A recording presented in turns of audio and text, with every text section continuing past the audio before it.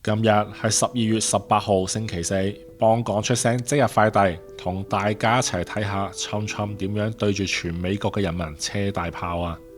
美國總統特朗普星期三夜晚喺白宮嗰度發表18分鐘全國電視演講，極力咁樣吹噓佢重返白宮之後近1年以嚟嘅政績，聲稱將美國由最差變成最好，由死緊變成世界上最火熱嘅國家。不過諷刺嘅係，民調數據所呈現嘅就係截然相反嘅殘酷現實啊！喺呢一場充滿自我陶醉嘅演說之中，特朗普用佢一貫嘅誇張修辭咁樣宣稱，喺11個月之前，我繼承咗一個爛攤子，並且自豪咁樣表示喺短短幾個月之內就完成咗驚天嘅逆轉。佢大談阻止非法移民、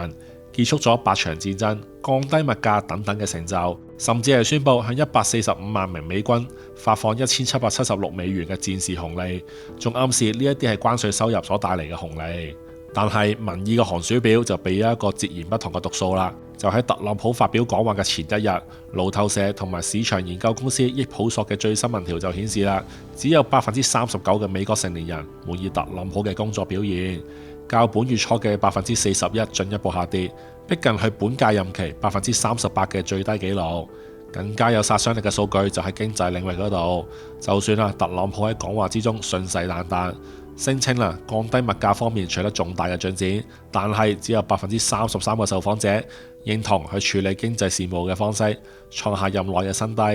喺生活成本呢一個核心議題嘅上面，特朗普嘅支持率更加由31%暴跌到27%啊，同佢喺演講之中描繪嘅經濟強勁景象形成鮮明嘅對比。數據嘅軌跡更加揭示咗一個令人玩味嘅趨勢。特朗普今年1月開始第2個任期嘅時候，支持率上有47%，但跟住就開始一路下滑啦。咁樣意味住民眾對佢嘅信心並非因為啲咩爛攤子而低落，而係喺親身體驗過佢嘅施政點樣令美國再偉大之後逐漸流失嘅。當特朗普仲喺白宮嗰度吹水最火熱嘅時候，美國嘅選民就用手中嘅民調問卷投下咗不信任票啦。呢一場自我吹噓同埋民意反彈之間嘅落差，或者先至係特朗普第2任期最真實嘅寫照啊！